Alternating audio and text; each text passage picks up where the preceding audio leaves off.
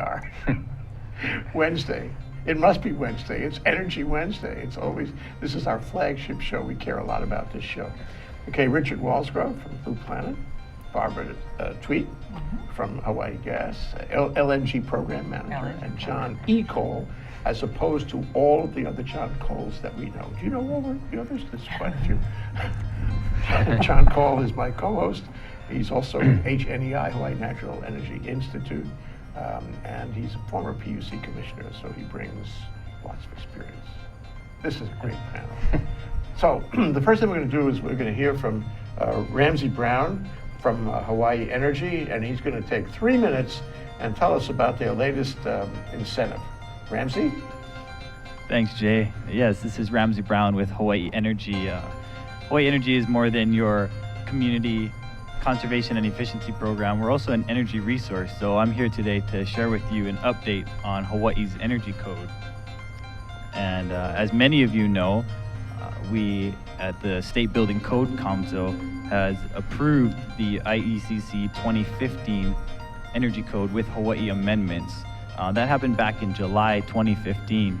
And moving forward, the state and the counties are eager to adopt this code into what would become the new energy code, surpassing 2006 or 2009 energy code, which has a lot of benefit and we'll see increased savings from. And I wanted to give you an update on what Hawaii Energy is doing to prepare for this and also to support it. So a major movement we have is an exploration of an incentive for early adoption of this new IECC 2015. So we're exploring incentives for architects and designers in the community who wish to achieve this code before it's actually mandatory. Because once code becomes mandatory, again, Hawaii Energy is unable to incentivize this equipment. Another source of savings that we're looking beyond code at is called a stretch code, where we could incentivize equipment and find niches within the code where we could incentivize levels beyond IECC 2015. And a great example I like to use is a 100% LED home. Now, this wouldn't be mandated by code. Energy efficient lighting would be, but not necessarily a 100% LED home. And that's just one example of a stretch code that we could do. So again, we're with Hawaii Energy. Feel free definitely to stay tuned to ThinkTech for future codes up trainings. Visit our website, hawaiienergy.com/resources. We'll get you to a codes informational page. And if you'd like to connect with us via email, hawaiienergy@lidos.com. Again, your community energy resource. Thank you so much. Ramsey. Great to know about that. The codes are very important. I really appreciate you coming around. We look forward to seeing you guys next Wednesday. Thanks so much. Okay, back to you, John Cole, so you can define the scope of our discussion, which is very important in the continuum of our program on LNG. We're doing a whole month on LNG, so what's today? Hey, thanks, Jay. I think today's show is a little bit different. Last week we talked about LNG, and Murray Clay from the Lupono Initiative explained a little bit how it can help maybe bring down the risk of volatility and the costs associated with that. Today we're going to discuss some more about LNG. We have Barbara Treat, the LNG Program Manager at Hawaii Gas, and we're going to talk a little bit about the possibility of LNG and what it can mean for Hawaii, talk about costs, what kind of infrastructure would be necessary, maybe about emissions and climate change effects. And I know Hawaii Gas put out an RFP, received bids, and have chosen a bidder, and I think are in process of looking at presenting some things to the PUC for consideration. So she can tell us about that. And then we'll go to Richard Wallsgrove from the Blue Planet Foundation, who will give us his thoughts on what Barbara has to say. Okay, Barbara, you're on. Okay, thank you very much. Thank you, John, and thank you, Jay, and I'm sure thank you, Richard.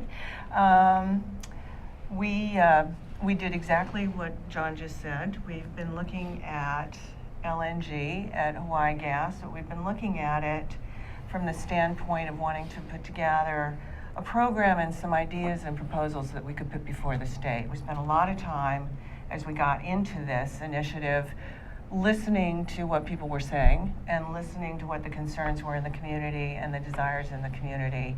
And as the state's gas utility, we felt a real responsibility to try and put together a program that was effective and worked for the whole state. And that's what we think we've done. And as John just said, we're getting ready to put that before the commission and have been discussing it with various stakeholders around the state for actually quite a while. So if I can, let me refer back to the discussion that you all had last week with Murray, which talked about the decline in fossil fuel use that is anticipated as the state tries to move to its 100% renewable targets. And we looked at a slide, I don't know if we have it or not, but we looked at a slide then, which I'd love to throw back up, which actually showed what the current fossil fuel use is in the state for electricity generation, which has gone down from about 1.6 to 1.4, and now is down to about 1.2 million tons per annum. As Richard pointed out last week, that glide path actually conveniently takes us to, if you continue on it, zero fossil fuel use by about 2045. That glide path may continue. It might be a little slower, it might be a little bit faster, but that's the glide path we're looking at to get to 100% renewable, zero fossil fuel use by 2045.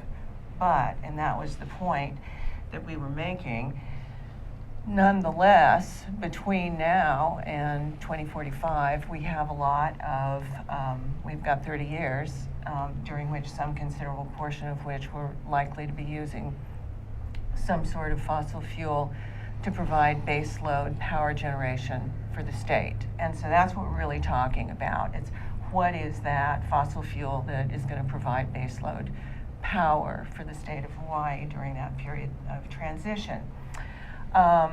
We roughly estimated that by the time we got an LNG program really up and running on the scale that it needs to be, we're probably going to take somewhere between 3 to 5 years.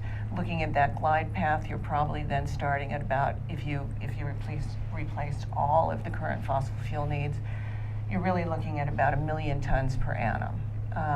And then we looked at what it was likely to decline down to, and that probably takes you down to, somewhere between 500 and 300,000 tons per annum, if you go out about 15 years. So we said, what we'd like to do is plan for a reasonable period of time for the state to be able to make that transition, and not, but assume that it will be short enough that people will be comfortable with it, that this is not a long-term project. And I know there are people who have expressed some skepticism about that, but we really did put our efforts together in a way that we thought would make it a very reasonable, manageable, comfortable period of time for the state.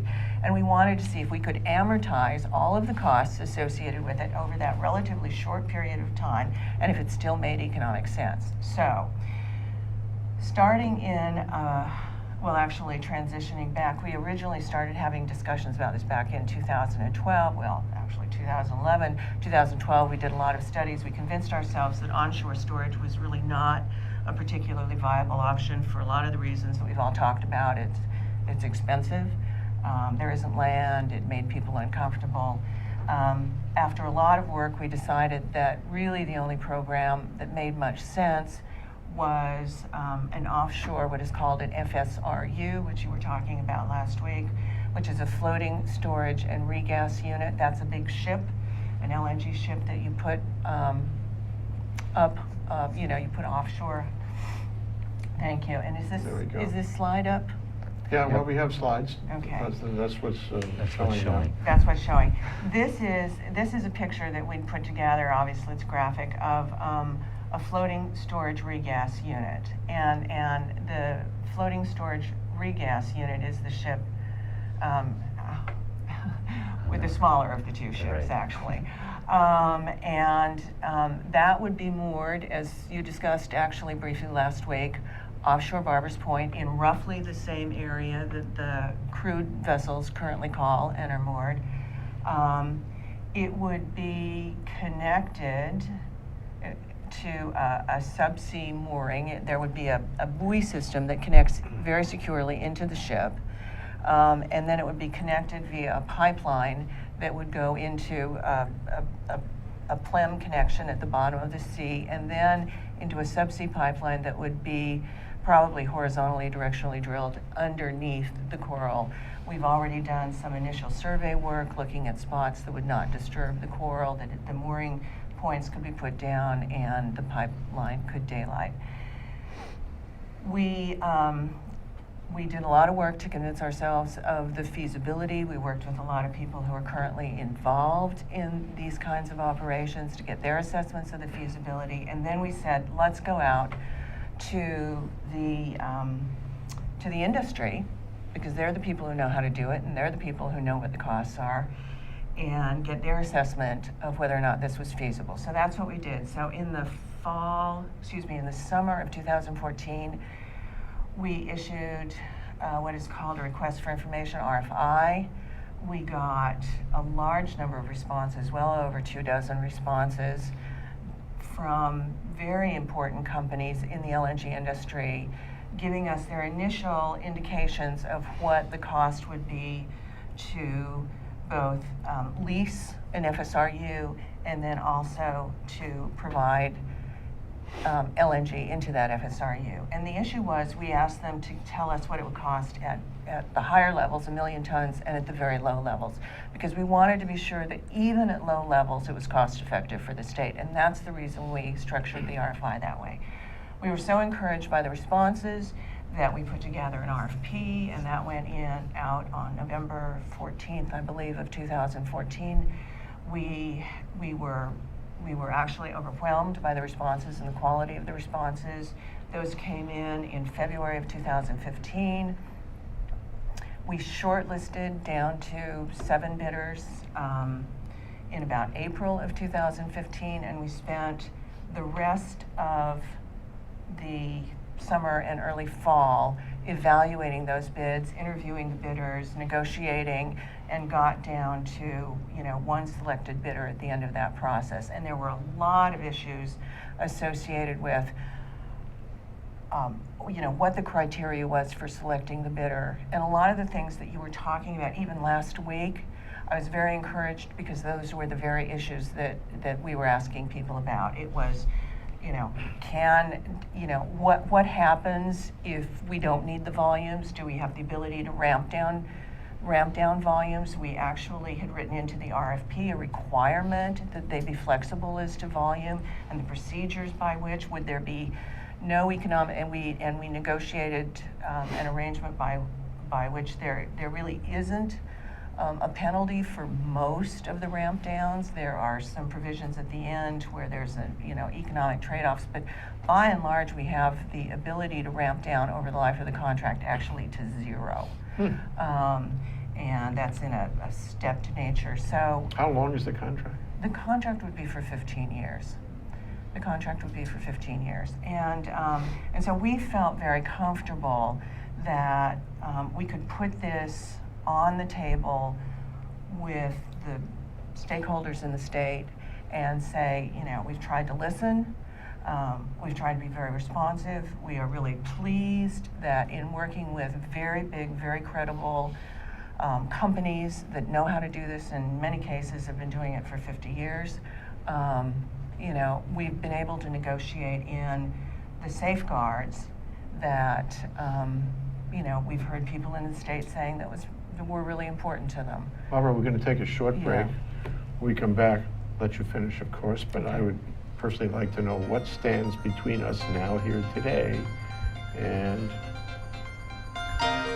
liquid natural gas. You might have questions too. I know you do. Okay, this is Richard Wallsgrove, Barbara Treat, and John E. Cole. We'll be right back. Aloha, my name is Kirsten Baumgart Turner, and I'm the host of Sustainable Hawaii at thinktechhawaii.com. We air live on the internet and also on Oceanic Channel 16. I'd invite you to come for a fresh new show every Tuesday from 12 to 1 o'clock. I try to bring on guests that give us a different viewpoint on aspects of sustainability in Hawaii, as well as trying to unpack some of the difficult concepts of measuring and achieving sustainability, particularly with regard to sustainable economic growth and prosperity in Hawaii. Please join us every Tuesday from 12 to 1 p.m. Mahalo, aloha. Hi, I'm Ethan Allen, host of Likeable Science on Think Tech Hawaii. Come join us every Friday at 2 p.m. when I interview interesting scientists about what they do, why they do it, and why we should all care about it. It's a lot of fun to see. We hear, and you can learn interesting stuff. You'll hear all kinds of fascinating science, and we know you'll have a great time. Hope to see you then. Bye. Targets were some. Bingo, we're back. That's John Cole, Robert Treat, and Richard Wallsgrove. And as we left this exciting discussion, it was really good, really good. You know, I really enjoyed your presentation. You had more. Yes. Okay, so why don't you finish I did. now? If that's okay, I will. So there are just a couple of other key points that I really wanted to make as we were trying to set up the format for these contracts in a way that would be supportive of the state's objectives. We were also very concerned about one of the other issues that you raised last week, which was volatility and managing price volatility, and as you described it last week, you know, this sort of insurance policy that stable prices associated with renewables can provide. And so we looked very long and hard about what the pricing mechanisms would be.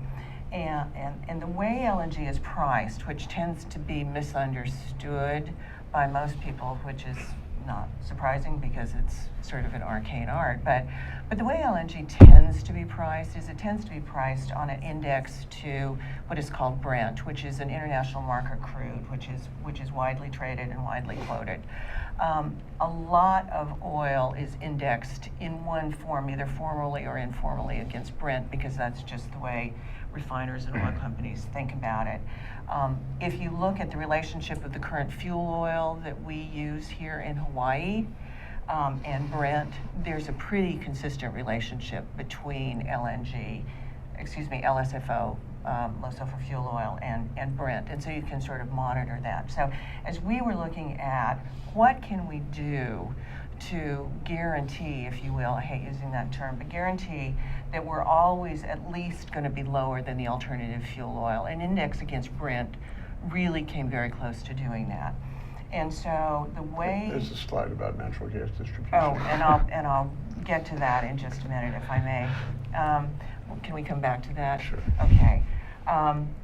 What I was going to say vis-a-vis pricing is that so the LNG pricing that we put together with our selected bidders is based on an index and a percentage, basically, of Brent formula with a very small fixed component to it. So you're always looking at a discount to Brent, which means you're fundamentally always, unless the markets get wildly out of whack, fundamentally always looking at a discount to our fuel alternatives here. So to what extent can you lock it in for 15 years? Well, that's another question. Once we got through sort of this piece of it, and Brent, the other reason for pegging the index to Brent, besides the fact that it has this relationship to our alternative fuels here. The other reason for doing it is that Brent and also another fuel that we talked about last week, which is Henry Hub gas, which is a North American gas index. They are both hedgeable, they're both widely traded, and if you want to, you can in fact hedge against them. It's pretty easy to hedge out 5 years. It's a little more difficult to hedge out 10 years. Yeah, well, you can buy futures or you can do a private market, and there are some banks that do it, not many people. Some banks that will go out on the longer terms, and there are some actually large oil companies that will do longer term hedges for you. And so we have had those discussions. Obviously, they're extremely preliminary, but we wanted to be able to explain, particularly to the Commission and to other people who are very concerned about these issues, is there a way to actually manage that volatility and that price risk and lock it in. And in point of fact, there are. And we have actually gone out and asked for quotes currently on, the 5, 10, 15-year tranches. And if you were to do it today for the 2019 to 2035 period, you actually can get some very, very attractive long-term pricing. That's a decision that all sorts of people besides me will have to make. But it is entirely feasible, and the reason we wanted to structure the pricing that way was to give ourselves the option, should that be something that the state and the commission and everybody else would like to do. Yeah. So you want to look at the rest of the slides? Well, I would actually like to get back, if I could talk just quickly about infrastructure, because that's another subject, and I wanted to use this slide to discuss infrastructure, and then I'll sort of turn it over. But on the infrastructure side, if you look out in the ocean, you'll see a little, sort of line, and that goes out and it says, if you can read it, new FSRU and mooring. There's been a lot of talk about how the infrastructure associated with bringing in LNG is going to be terribly expensive. You were quoting the $200 million number last week, which is in fact the number that we estimate the quote-unquote new infrastructure to be. So you have to understand what's entailed here. There will be an LNG supply contract, and that's just a fuel supply contract. It happens to be quoted on a delivered basis to the FSRU, but it's a fuel supply contract. Then there is a long-term charter or lease for the FSRU, and so that's just a lease payment. And we can talk about what that amounts to. Then the only infrastructure, and I'm sorry, I should go back to that.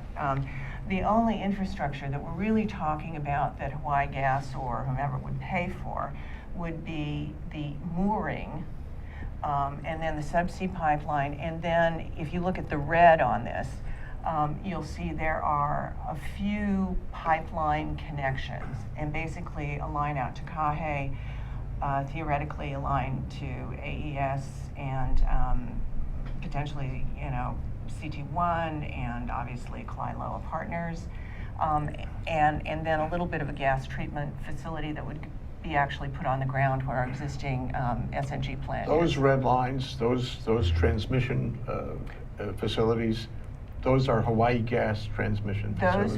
The red lines would be new lines pipelines, that's all it is. Hawaii Gas would be Yes. putting that in. Yes, okay, and the green lines are our existing transmission line, which runs from Barbers Point down to Honolulu Harbor, Pier 38.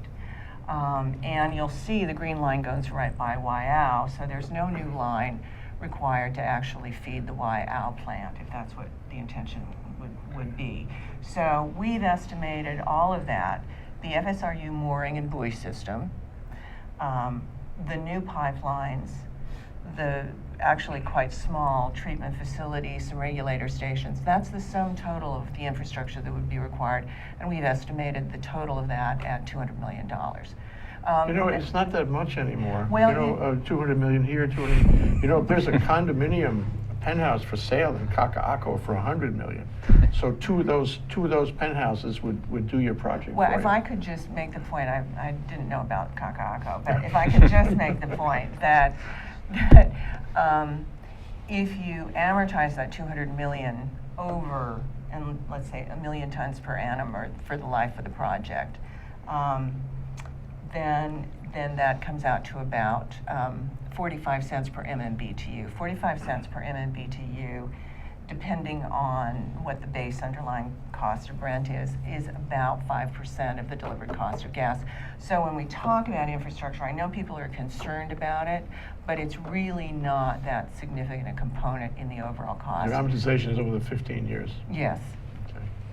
Okay, one more thing, if you don't mind, to go back to my question is, so what does it take? Okay. What has to happen? What has to fall into place, get accomplished between now and Leader 1? We have... Pubic, whatever it is. Yeah, yeah. And we need some guidance from the state on this. We need, first of all, we need to get people comfortable that this is a plan. This or some version of it is a plan that people, can live with and believe brings benefit to the state. We think it does, but that's why we want to have the discussion. The second thing is we need to, we are working towards finalizing the contracts. And just so you know, when we put the RFP out,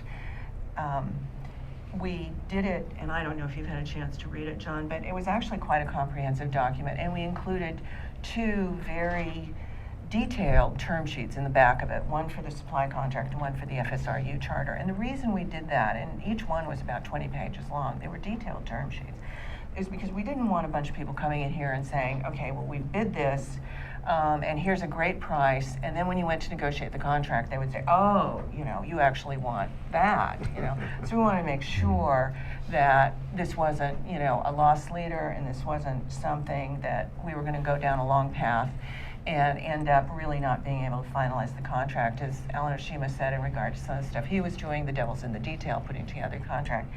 The devil is in the detail, putting together the contract. So when we selected our bidder, we also signed those 2 detailed term sheets, and they posted $1 million bid bond against those term sheets. We are very close to finishing, subject to PUC approval and all the other things we need, the SPA contract. The agreement? Yeah, the supply contract and the FSRU services contract. And the PUC approval. Once those are done, Yeah. they have to go to the PUC, Yeah. because nothing happens unless the Okay, PUC once approves it. once the PUC approves, what happens then? Then we will begin down the path of getting the permits and going through the FERC approval process. Permitting. The permitting And process. FERC approval. And FERC approval. And that You need is. an EIS for this? Absolutely, you need an EIS. It's required as part of the, both by the state and as part of the FERC approval process. Yeah. We estimate that, you know, it will, there's something called the FERC pre-approval process, which you go through and they make sure that you've, you know, sort of done everything and they checked all the boxes, so you're not going to waste their time when you get to read the real filings. That's about a 6-month process. They take you through and make sure that you've done the necessary work. Once you get through that, then you start the FERC approval process, the official approval process. And how long does that take? That's, you know, could take 2 years, but more likely 2.5 years, something like that. Okay, when you get the FERC approval and the permits and the EIS and all that, you're ready to go. Well, you're ready to go, and then you have to construct, and in this case, only the pipeline, basically the pipeline and the mooring system. And that is not a long construction period. The longest lead time, I am told, there are 2 long lead time items associated with that.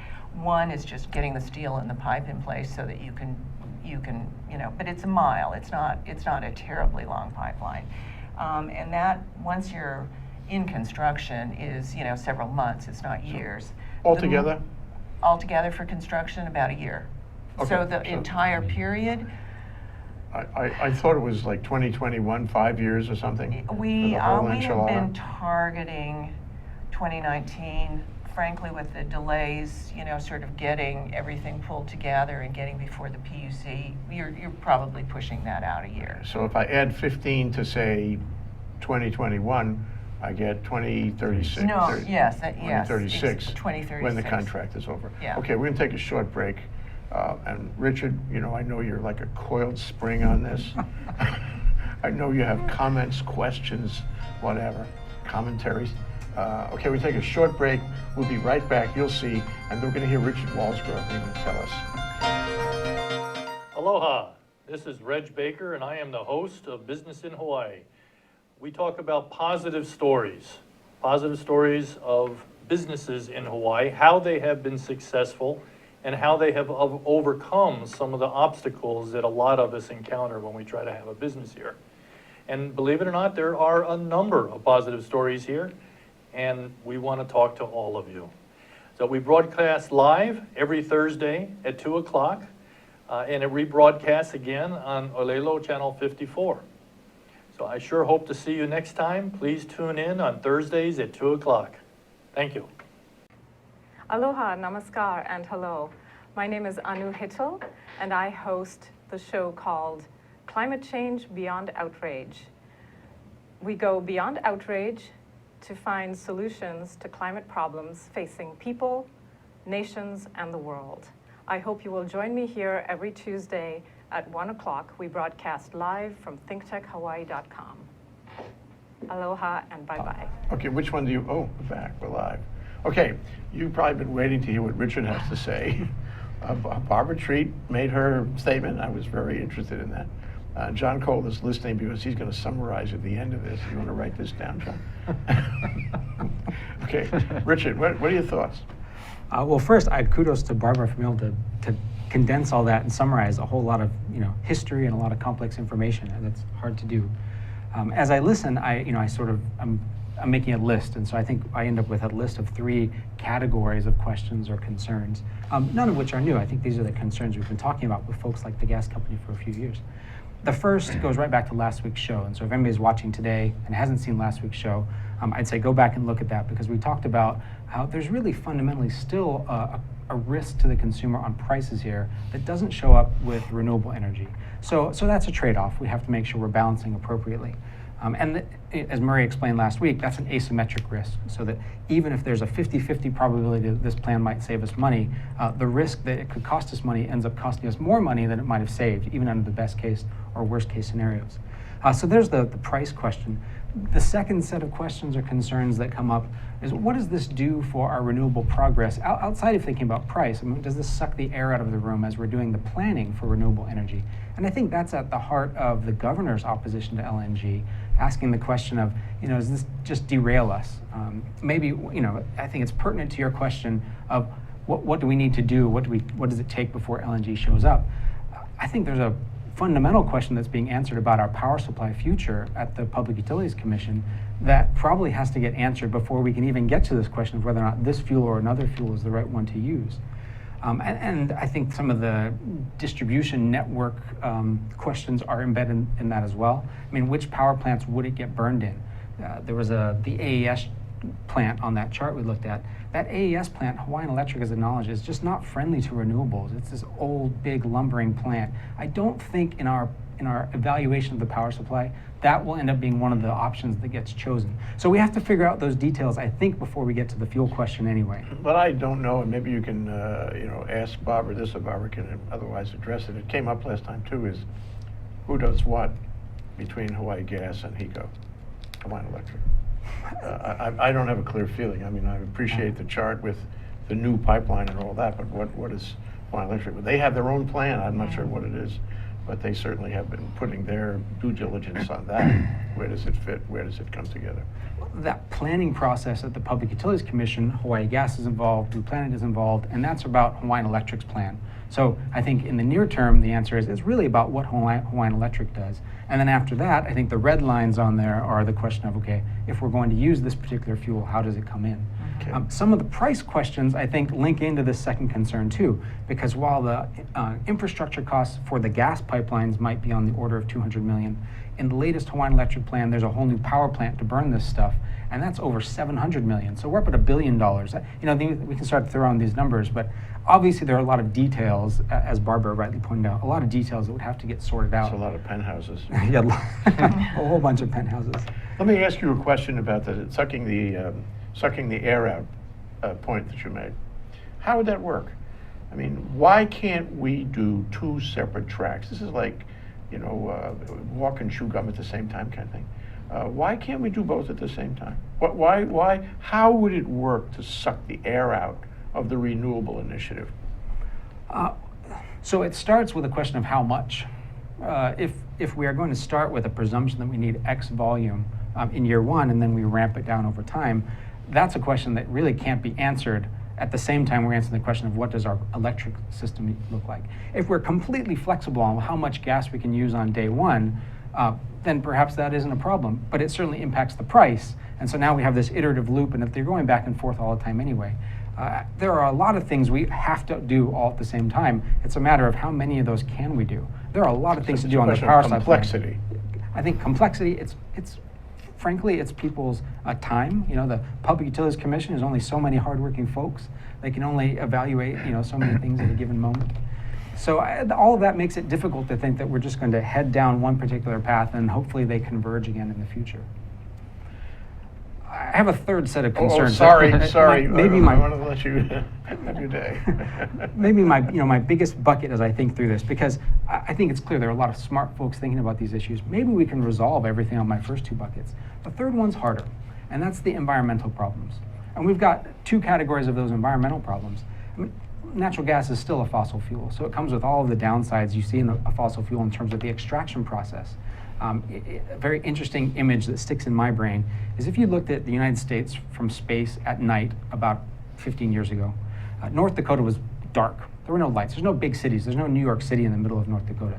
If you looked at that same picture a couple of years back, there are so many wells in the ground. There they are. So many wells in the ground in North Dakota now. It looks like we have New York City right there in the middle of North Dakota.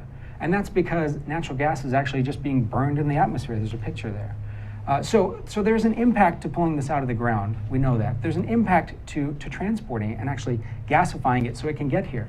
And one of the examples that I think about there, and it's one that really hits home for me, is there's a proposal to build a big plant to export this stuff in British Columbia. And it happens to be a land of 9 indigenous tribes. That land is very important to them. That river is very important to them. That band was offered $1 billion to build an LNG terminal. And so far they've turned it down. This is just a few thousand people being offered $1 billion. We're talking about probably tens of or hundreds of millions of dollars for each person. And they've decided that the impact on their way of life is not worth it. So now we're at the very last step of that. We're gonna pull it out of the ground and cause environmental problems. We're gonna cause some environmental problems if we have to regasify it. And then it gets here, and we're gonna think here, well, we're doing the right thing perhaps because the smokestack, it's a little bit cleaner. It turns out if you add up all of those impacts all the way back to when you pulled it out of the ground, that case is a lot harder to make. And so I really wonder, when we're making this decision, and we're making the decision based on can we save ourselves $1,000 over the next 15 years or $3,000 over the next 15 years, I think back to that band of tribes in British Columbia. They've said $1 billion isn't worth it. So at what cost are we willing to make that decision? That's a tough question to answer. Okay, we have only a little time left, Barbara. You want to respond? Can I try? That's a lot of stuff to go through, and I appreciate it, Richard. They're all really good points. Let me take on a couple. First of all, your last point, which is the environmental point.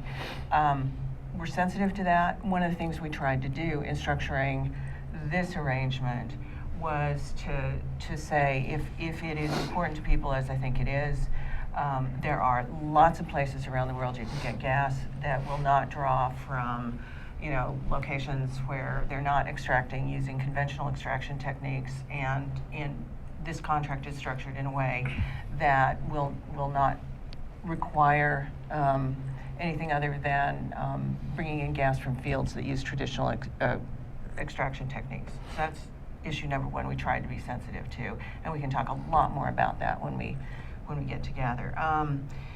The other point is, because we're sort of the only place left in the United States that actually burns oil for power, it's kind of hard to get life cycle comparisons, but I do know that PACE recently did a study which said that burning LNG, even on a life cycle basis, is 70% less polluting than burning even the cleanest coal in the cleanest coal technology plant that there is. So, I do think it's an improvement over what we're doing now, and nobody's arguing that this is, the final solution, but it is a solution that gives us some benefits there. On price, I just wanted to make the case that, the savings are indeed, we think, very significant. I think because of the structure, which is at a discount to our alternative oil, there are some pretty good protections. And when you add hedging to that, I think it helps you even further. As to, let's see, HECO, which is, I think, the other issue you asked. Our position has always been that, particularly as the gas utility, we want to be in a position to provide gas for everybody. We're not trying to be in the generation business. We're not trying to be in anything. We want to be the fuel supplier to anybody, and we have tried to work with HECO, and we are open to working with HECO. We continue to have discussions, and we'd love to find a way to work with them to deliver gas for everybody. So that's actually the way we think about it and the way we approach, I think, some of these issues. And they're on board, right? They're on board to put LNG in our energy future. They want to do that. Yeah, their interim PSIP called for, in 2030, I don't remember the numbers exactly, but something like 65% LNG in their fuel mix. And I think by 2040 it was something like 45% LNG as they move down this path. And I haven't done the analysis, but in the previous piece, that was a considerable portion of the fuel savings that they were showing, or the savings that they were showing in the PSIP. You know, we'd like to help them get to that. We think our pricing is better. They really don't discuss in this current PSIP very much at all about exactly what their plan is, so I don't know what it is, but you know, we sit open to have that discussion. And we do too. Okay. I'd like to ask both you guys one question though before John closes. And that is, this is like the ghost of Christmas future. Suppose we don't do LNG. Suppose we don't do it. What happens in your perception of the future then? In other words, we'll pay more. We won't be, I'm in guessing what you might say. We will be using fossil fuel as LNG. We may have more attention directed at renewables. I don't know. But I'm interested in the way you see it, each of you. What happens if we don't do it? Where do we go from there? Go ahead. Well, you know, we're looking for the state to provide and others to provide guidance on, you know, what the path is to 100% renewable. We see this as a part that is very, very useful. It's certainly being implemented around the globe. Yeah, we just had a show with combination. a guy from Japan. He said Japan's been using LNG for quite some time. It's part of their mix. NREL has done a lot of studies on the integration of the very cost-effective integration of renewables with you know, rapid ramping, you know, responsive gas-fired generating equipment. It seems to be the most cost-effective and, quite frankly, expedient way to get to rapid penetration of renewables. That last 20 or 30% has to be done with storage and all kinds of other technology, but you know, you can get a long ways with gas's ability to respond quickly to the intermittency of renewables, and we think that's very helpful. If we don't, our calculation is we leave about $1 billion, maybe $2 billion on the table in savings that we could achieve over the 15-year life, and we fail to reduce emissions by 30 to 40%. We don't understand why that's attractive. We think those savings could be used to either subsidize for consumers the investments that are going to be made in renewables, or you know, whatever the state wants to do with it. But I don't understand not taking advantage of those savings for the state. Okay, Richard, what do you see for Christmas future? Jay, you always ask great questions. I think to get in the right frame of mind for this, what I'll do is I'll pretend for a moment that LNG doesn't exist. That Barbara works at Blue Planet Foundation, and we're working on this together. And so what do we do? And I think the answer is we would find ourselves flipping the equation a little bit. And this gets a little bit wonky, but you know, right now, I think that in this energy planning process, we tend to think about thermal generation, electricity generation where we burn stuff first, and then we think about all the other things we can do later. And I think if it wasn't an option to have all these different fuels, fossil fuels we could burn, we might flip that around. We figure out what's all the stuff we can do. Like in Japan, they did 30% energy efficiency in one summer when their nuclear plants had to go offline. So they were forced into that decision, but they were able to do it. So we would flip things around, and who knows, maybe in a decade's time, we'd come back and say, well, we need to fill in some gaps here, and what's the best way to do that? Is it hydrogen? I'd love to see the gas company with their long-term plan to, let's get some renewable hydrogen in the state. That'd be great. Is it LNG? Are we using oil? Is it something else? You know, is it trilithium crystals in 10 years? I don't know. But I sort of feel like by flipping that equation on its head, we'd actually set ourselves on a path to making everybody better off. And we're going to have renewables that are a fixed price. We're going to know exactly our trajectory for the next 30 years. I feel like we'd be in a good place. It's been a great discussion. It really has. John, this is now you have the challenge of trying to summarize what we've said. Well, I don't know about summarizing, but going to your question is what I was thinking when Richard was talking about, you know, the environmental impacts of LNG. I mean, you need to compare it to what we're doing now, and we do burn other fossil fuel now. So it's not a question of comparing it to no impact, but can we do better than we are right now? So I mean, it's going to be a huge challenge to get to where we all want to end up. And I'm not willing to take anything off the table without looking into it a little deeper. I mean, there's a lot of different things that we need to do. Richard mentioned DR, storage, and all of that. But I don't think anybody denies that we need some kind of electricity generation that's going to cover us as we increase the renewables, whether it's fossil fuel, thermal burning stuff, or eventually if we get to 100, we'll probably be burning something, maybe biofuels, but it's unlikely that the whole system is going to work without any type of base load generation, whether it might be OTEC or geothermal eventually, or something that can follow the intermittence and make the system work. But I'm not willing to take anything off the table yet. I think we need to look at everything that will help us get where we want to go. I'll add my 2 cents on this. We've been, you alluded to this, Barbara, we've been talking about this for years. We ought to make a decision already, one way or the other, and get on with it, whatever it is. 2045 is only a nanosecond away. You can quote me on that.